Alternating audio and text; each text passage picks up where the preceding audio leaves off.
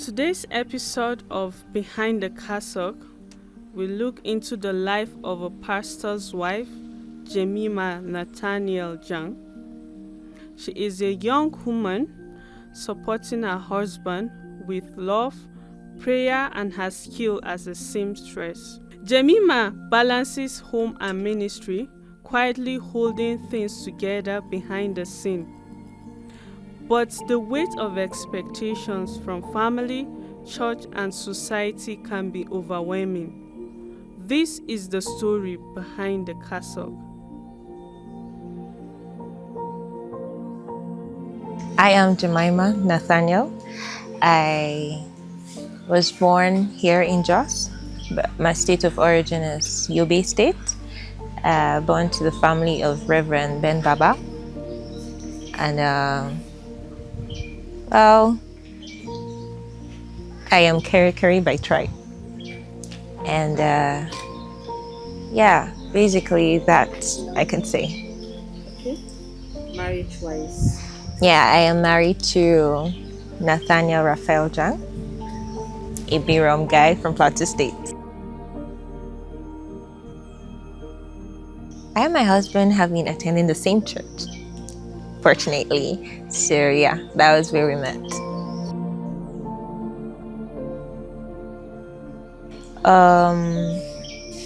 First and foremost, through prayers.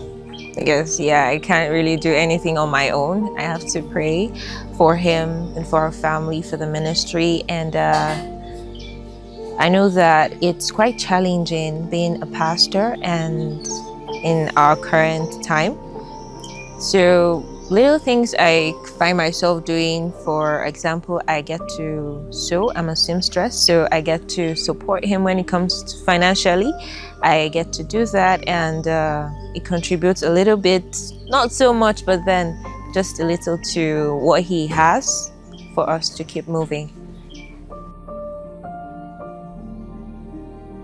It's quite challenging because I get to have high expectations from the church, from my family, from the society, the people around. So it's quite challenging. There are times where I and my husband just sit back at home, even if we're going through a lot, having to pass through phases of life, and we just trust God, put our faith in Him to see how it goes. Out of the blue, someone could just come up and, hey, I got this for you guys. And it's so surprising. Most of the times it's quite surprising. Things we least expect just gets to come. It's actually been cordial, very sweet. Yeah, she's quite accommodating. She is loving and one who wants to share and lead. She also brings me along, and unfortunately she just retired. Yeah. Oh, I miss her so much. Okay. From the onset?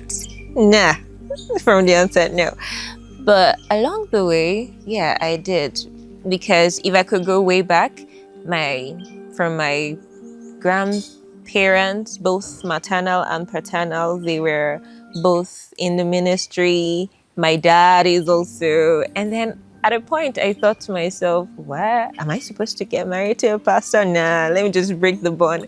But then along the line, I felt it in my heart that, yes, this is actually a call for me. I know that I was pushing it all around physically. I was trying to avoid all of those, but deep down in my heart, I knew that, no, this is it.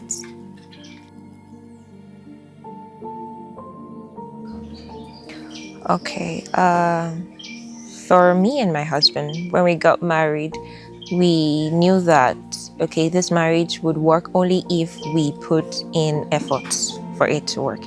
And we know that it's quite challenging and demanding, but then we have actually set out days that we sit together, shut everyone out, and it's just me and him. It's just us. We talk about things that have gone wrong, things that are right, where we need to improve and all. So yeah, we set out days for our time alone. And even if there are days that he's busy, he's been called, and he's let's say peradventure that particular day we're supposed to have that, we could actually reschedule those moments.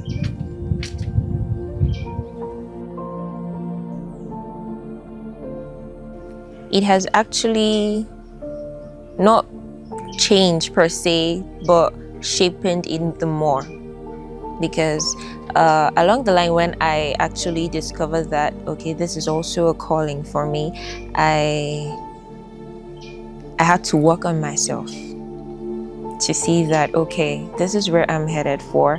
And I had support from my parents.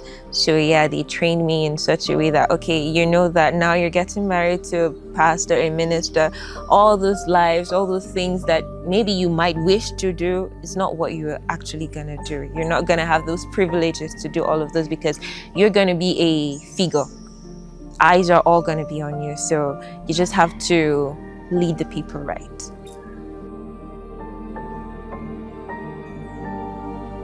Let's take, for example, a pastor's wife. Okay, let me use this. We just got married, and of course, the society is expecting one to give birth within a year or so. And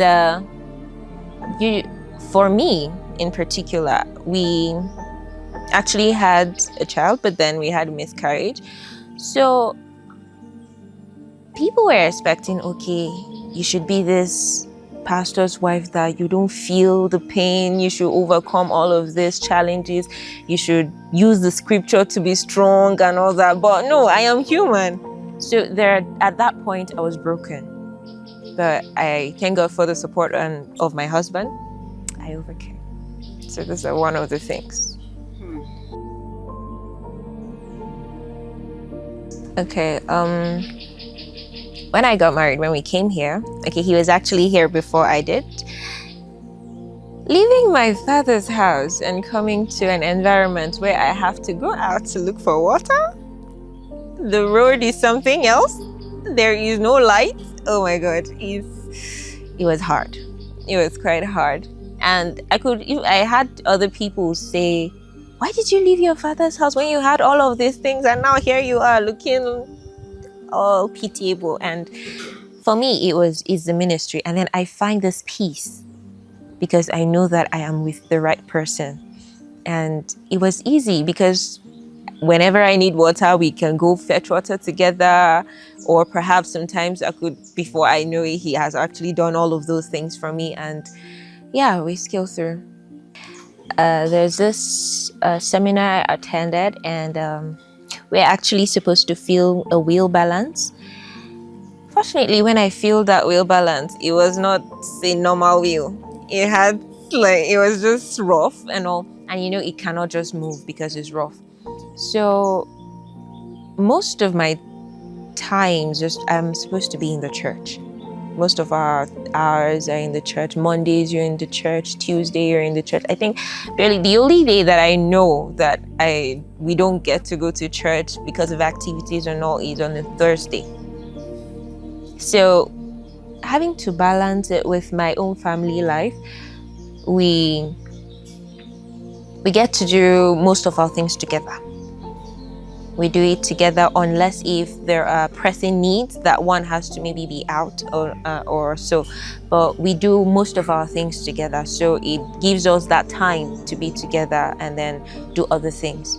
Having to be schooling at National Open University is quite easy because you get to study at home. It's just during the exams that I get to go to school, and afterwards you just come back home. So those periods where I get to study and then having to do the family, the house chores and all, I get support from my husband. He does some of those when he's available, and even if he's quite busy, sometimes we get to do it together just to finish up early, and then we could all go back to what we are actually doing.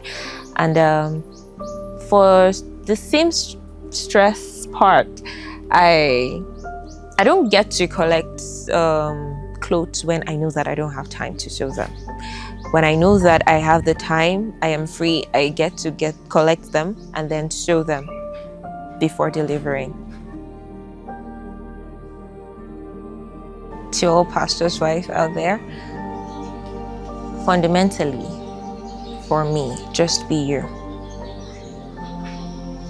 Do what God has called you to do and focus on your family. Because no matter what you do out there for people, it doesn't matter, they will still talk about it.